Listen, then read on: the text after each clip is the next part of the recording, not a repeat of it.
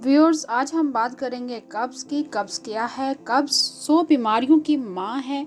कब्ज़ की वजह से इंसान जहनी तनाव, ब्लड प्रेशर, शुगर और बहुत सी मुख्तलिफ़ किस्म की बीमारियों में मुब्तला हो जाता है।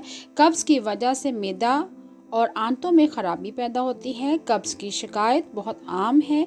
ज़्यादा देर बैठकर काम करना, बहुत कम चलना फिरना, वर्जिश ना करना, खाने पीने में फ़जूल किस्म की मर्रगन ग़िज़ाओं का इस्तेमाल पेट पे खामखा का बोझ डालता है। कब्ज़ की शिकायत होने की सूरत में आदमी में चिड़चिड़ापन और गुस्सा बहुत बढ़ जाता है। हर किसी के साथ बिला वजह उलझता है या बहस करता है। अब बात करते हैं इलाज की। सबसे पहले ये जानना ज़रूरी है कि किन ग़िज़ाओं के इस्तेमाल से आप कब्ज़ जैसे मोज़ी मर्ज़ से छुटकारा हासिल कर सकते हैं। सबसे पहले हम फलों और सब्जियों की बात करेंगे। फलों में आपने इस्तेमाल करना है माल्टे और अमरूद, जो मौसमी सरमा का ख़ास फल है। इस दोनों फलों में चूँकि फ़ाइबर की मिकदार बहुत ज़्यादा पाई जाती है और ये दोनों ही फल कब्ज़ कुशा हैं और कब्ज़ को दूर करने में मावन साबित होते हैं।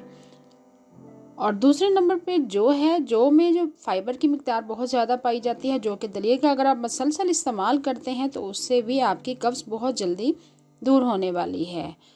सब्जियों में आपने इस्तेमाल करना है पालक। पालक ना सिर्फ फाइबर से भरपूर होती है, पालक आंतों की सफाई के लिए बेहद ज़रूरी है और फुजले को साफ करने का काम करती है। और चौथे नंबर पे है दही। दही में बैक्टीरिया की मिकदार काफ़ी ज़्यादा पाई जाती है, जो कि मैदे के लिए अच्छी होती है। ये ना सिर्फ ग़िज़ाई नाली के निज़ाम के लिए फ़ायदेमंद है, बल्कि आंतों की कारकर्दगी को भी बेहतर बनाती है। इसलिए आपने दही का भी इस्तेमाल भरपूर करना है। और इसके अलावा आपने इसबगोल के छिलके का इस्तेमाल करना है। रात को सोने से पहले आपने नीम गर्म दूध में 1 टीस्पून इसबगोल का छिलका अच्छे से मिक्स करने के बाद पी लेना है। अगर आप इसका मुसलसल इस्तेमाल रखेंगे तो यकीन करें कब्ज़ जैसी मोज़ी मर्ज़ से जल्द ही छुटकारा हासिल कर लेंगे। इसके अलावा आपने पानी का इस्तेमाल करना है।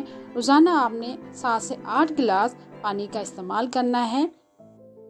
बात की जाए एहतियात की, तो एहतियात में आपने ये करना है कि मैदे से बनी तमाम चीज़ों से, जैसे डबल रोटी, पिज़्ज़ा, बिस्किट वगैरह, यानी बेकरी की वो तमाम अशिया जिसमें मैदा या खमीर शामिल है, उससे मुकम्मल आपने परहेज़ करना है। इसके अलावा आपने तली हुई और मुरगन ग़िज़ाओं से मुकम्मल परहेज़ करना है।